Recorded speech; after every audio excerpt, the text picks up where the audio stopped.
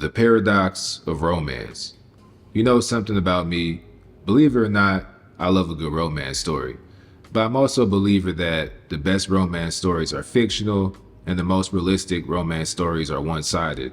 The reason I say that is romance can be streamlined in our minds, sequenced in a way that makes sense to us and goes exactly as we plan or intended to. You get to be who you are and want what you want, and you can fit somebody perfectly into that spot while they receive and respond to everything in an ideal manner. But as we all know, things don't exactly work like that in the real. I think it's questionable whether or not romance was ever something meant to be experienced every single day. Romance is about stories, and people love stories. Stories consist of a beginning, middle, and end. But in stories, the end can be ambiguous and continuous, and you can simply fill in the gaps for how things play out overall. And speaking of movies, there's so many tropes out there. The childhood lovers, the star-crossed lovers, the high school sweethearts, the forbidden love, enemies to lovers, love at first sight, opposites attract. These are all stories and narratives that people love, but again, they play out way different in real life. I mean, shit. For example, childhood lovers and high school sweethearts are basically crazy ideas nowadays, right? In the high school sweetheart scenario, unless you live in a bubble, it's rare that it works out long term. The minute you and a chick get away from each other for college or something of that nature, it's probably a wrap. Them other dudes on campus are probably gonna get to her, so you just gotta prepare yourself for that. But just like in many other scenarios, we tell each other stories that it'll just work out, and that the romance will bring everything back together. A guy will be like, oh, she's just gonna have fun in college, she's definitely never gonna talk to other guys, it'll just be a quick 4 years and forever after will come. Next thing you know, she'll be telling you, I don't want to be tied down. I want to find myself. I don't know if I love you or if I'm in love with you. You know, same old script. And so all of this is usually predictable to an observer, but usually not to the participants in the actual story. Look, my entire point is romance is easy when you have no worries. It's just about the smoothness of the interactions between you and the current apple of your eye. But when outside factors chime in, it gets pretty shaky. Who paid which bill sure isn't romantic. Keeping score isn't romantic. Domestication and familiarity can go either way. And ultimately, the additional dynamics will always matter because the devil is in the details. Now, I'm gonna turn into a villain here going forward this video because when it comes to romance in our heads, I think it varies significantly between men and women. I've always said romance was something that men created believing they could convince a woman to love them through grand gestures and performances. But in reality, romance is less about what you do and more about who you are. Women will accept nothing from one man while expecting everything from the other. The male romance fantasy often involves a woman who is low maintenance or simple, loyal no matter what, a woman who cooks, cleans, and never complains, never expects anything, only has eyes for him, only speaks to him, a girl who's never touched anyone, a chick who's never been on the dark side, or who wants him when he has absolutely nothing. The damsel in distress who falls for the guy who saves her. Or, I'm gonna work really, really hard and make a lot of money and a woman is gonna love me for me. And this is how a lot of guys think. If I just save her from the guy she complains about, if I just defend her from internet trolls, if I just tell her she's right enough times, if I just stick around long enough and be her friend, right? And do everything for her. If I just, it's easy, right? Everything is one-to-one, and if he does X, she will do Y, and it will stay that way for good. Again, that's just how a lot of men think. But the truth is, you could throw the biggest parties for a woman, give her all the gifts she would want, shower her with praise, be of immediate service 24/7. But if she ain't feeling you, then it's pretty much over from there. You're just delaying the loss you're gonna take once you realize it's a waste of time. In many situations, you'll just get a thank you at best, while she shows off the favors you did for one of her real dudes. Now, I'll get into the female fantasies and tropes later on, but one of my favorite ones is, if he wanted to, he would, or the guy who moves mountains to get the girl. And men love this one too. I often refer to it as the ultimate male romance fantasy. It was extremely common in the media when I was growing up. It was where the chick who's enamored with jocks and bad boys and toxic men, dangerous dudes and wayward lovers finally wakes up one day and realizes that the guy she skipped over and never gave the time of day was the right guy for her. And the guy she skipped over in turn gets to save her from the negative parts of the world and get his dream girl. It's funny because you see this play out in real life in many, many cases.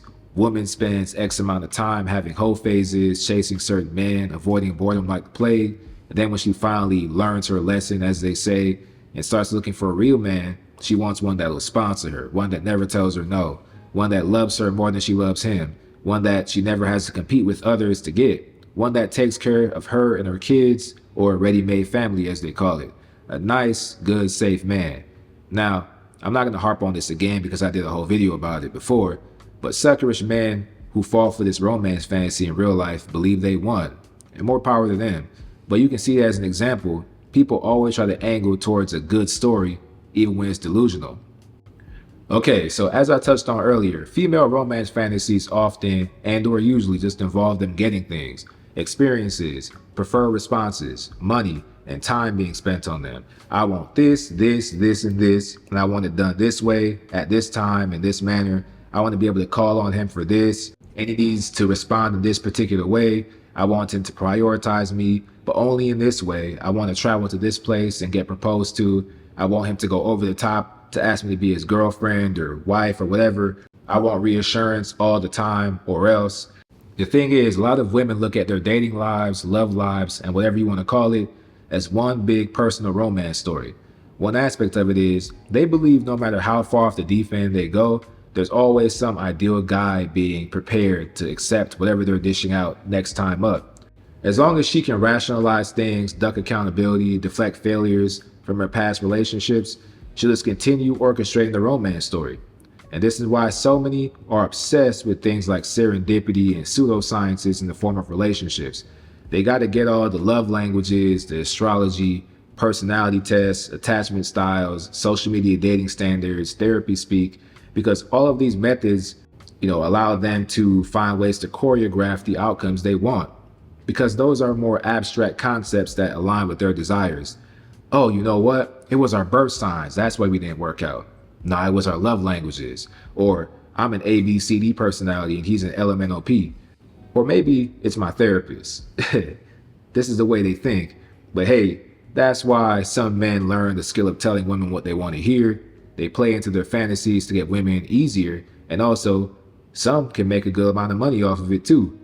It's a tried and true method from what I see. Oh, and how could I forget?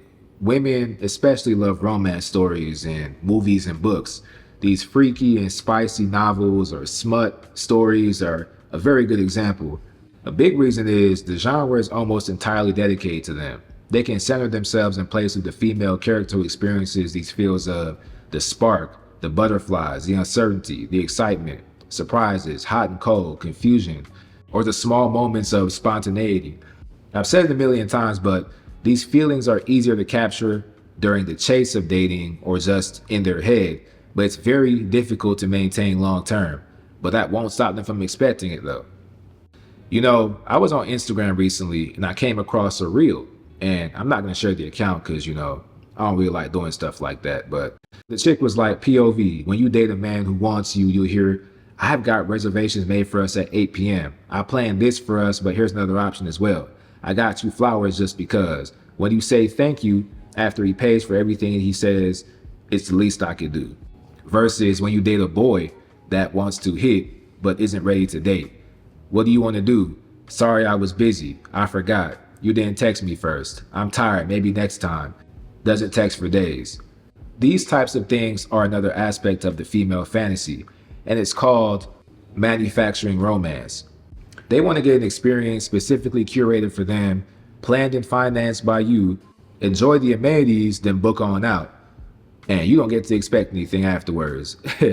Sometimes you see these little stories where it's like, what? You flew me out of town because you wanted me? I thought we were just cool. Or, a lot of times when you see guys trying to chase a chick they're really trying to they're doing all of these things and going all out. And the best response they get is an "aw, thanks," and she's hugging with one arm and all that.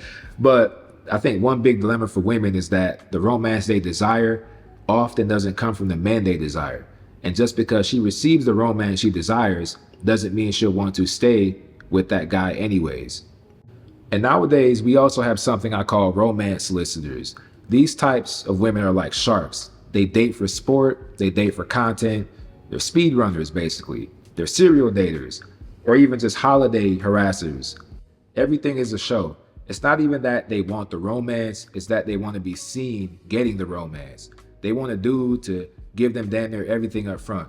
Give me expensive dates, no coffee dates, no Cheesecake Factory, no Applebee's. Take me on a first date trip. Cash at me so I know it's real. Pay one of my bills. And many will just start asking more and more invasive questions, almost like it's an interview where they're trying to grill you. It's almost like everything they say sounds like a vague ultimatum masked as a question. And they try to hide their grabbiness by claiming they don't want to waste their time. From the minute you talk to them or text them, they're already asking for something. And then they'll just throw out there that, oh, little boys and sassy men don't want to be real men, and show that they're really about it. One of the reasons that these types operate this way is because their version of the romance story is that they're just going to keep dating and dating and dating, and the men they keep getting are going to be bigger and bigger and better, and what she got from the last man will become an expectation of the next, and everything gets carried over from the last man, and it'll just keep adding up until she's looking for basically Superman. I've always said that women who have already experienced that romantic puppy love at some point in their lives are often trying to date for experiences later on. In longer term relationships, the effort to manufacture romance is turned up a bit higher than when they're dating for some women. Romance is like an ongoing suggestion to do things or to make a woman feel a certain way about you, or at least that's the way they explain it to us. And so, don't complain about Valentine's Day, don't complain about her birthday week, don't complain about the pressure for frequent actions. That's all part of her package. If you're going to be in a relationship, more times than not, that's just what you signed up for. You won't realize it, but you did. It's like when you download an app and skip past all the terms and conditions because you want to get to the content right away. Doing it big on Valentine's Day doesn't mean you'll stay together or that things will be good. Being there for her all the time doesn't mean she's going to reciprocate that or even factor it in going forward. It's just almost like going along to get along. And functionally, in long-term relationships, when a woman isn't happy, the ultimate guessing game is created. A lot of times when there isn't clear and conclusive wrongdoing by a man, a woman will truly not know why she's feeling unhappy, so she'll just start guessing. Are we not traveling enough? These other girls are doing it, and they always seem happy in their relationships. Are we not leveling up on the dates? That girl on TikTok is always going somewhere and she seems happy. They get confused. And when there isn't something obvious to point out about you, many women will resort to something I call the flower test. Okay? So I'm going to go a bit too deep on this side, but I want to touch on it really, really quick. Most times in life, a woman will just slowly lose attraction for a man. It just happens. And instead of just accepting this as the reality or even a possibility, they'll blame the man for their own lack of feelings. You see, the flowers in flower test are symbolic. You can replace the term flowers with anything. So a woman will be like, if you just bought me flowers for once, I'd be happy. I don't care about all those dates and all that time you spent and all those sacrifices you made. I don't care about all the other efforts or investments you make. Yeah, you do all those things for me. But you know what I really, really wanted? I just wanted flowers. But let's just say you get the flowers, right? Now it becomes, yeah, you bought me flowers, but I had to tell you to do it. I had to force you to do it. You didn't want to. You didn't know to. And that becomes a new problem. Like, come on. If you know women, you know it's never just one thing. But they will try to reduce it to that to sort of make their own point. What I'm basically trying to say is a big branch of the female romance fantasy is for a man to just know her, for him to just get it, for him to just understand her. If he doesn't just magically know, then it's not real love. And the fantasy and the romance, it dissipates. And now her lack of feelings towards you gets justified in her mind as you being the cause. This is why I came to the conclusion that even if you're dealing with a woman who isn't just downright delusional, they will still want their vision of romance in some way. And just like in stories, sometimes characters get written out, in which case, this applies to the man in question. Once a chick checks out mentally, her mind goes to a different place. She starts getting dissatisfied. She wants to leave or break up or divorce. She starts looking for a new man. She starts fantasizing about a better man to come save her, thinking about, well, what she could get from others, or just giving up and staying single for a while. That's just the bottom line. A woman can only go so long without getting what she truly wants. Even if she says she's cool with the current status, you just don't know. All right, so I went all over the place, but ultimately, you understand something over time. As a famous Marvel character once said, reality is often disappointing. Romance is mostly one-sided. It's not all one-sided, but most will only experience it as one-sided. As a guy, I see it usually as a man doing and a woman receiving. The woman wants, a man facilitates, and sometimes she reciprocates. I always say that men want one thing and women want everything. Like, a guy could have absolutely nothing and a woman will still expect you to give it to her. That's just how it is. Male romance fantasies involve sacrificing themselves to get the girl or doing something to get a specific response from a woman. In other words, I did something for her, what do I get now? Female romance fantasies involve the universe unraveling in a way that favors her. The best of the best just falling out of the sky, just for her. Her receiving different gestures, acts of service, attention, compliments, prioritization, favor. Then she'll decide what to do afterwards without any of that being taken into account for you. The only romance fantasies women have that involve sacrifice for a man are usually related to like the Beauty and the Beast. And you see where I'm going with that, right? The woman is able to corral and tame the bad boy or unruly guy and then turn him into a Prince Charming. Most women don't have romance fantasies about taming a nice guy and turning him into anything. They'll just joke about it, but actually doing it, nah. At the end of the day, how many times in life do you truly experience romance? Past a certain point, it's just about the love of the game for some folks. I think everybody has a certain amount of relationships in them. Some will go through like 10 per year and be delusional about all of them, still thinking the next love is one like no other. Some will have 25 relationships and 4 to 5 marriages. Some say F it and do their own thing eventually, or try to find these arrangements that make things more palatable. But hey, I respect it. But just to close things out, sometimes I think to myself, the best women in your life will often be the ones you're not in a relationship with. You meet them where they're at, you don't try to change them, you just simply understand each other on a certain level. Relationships and expectations oftentimes create all types of BS in the peripheral. Romance is a paradox because it never really has a meaning. If it were just that simple, then it would be that simple.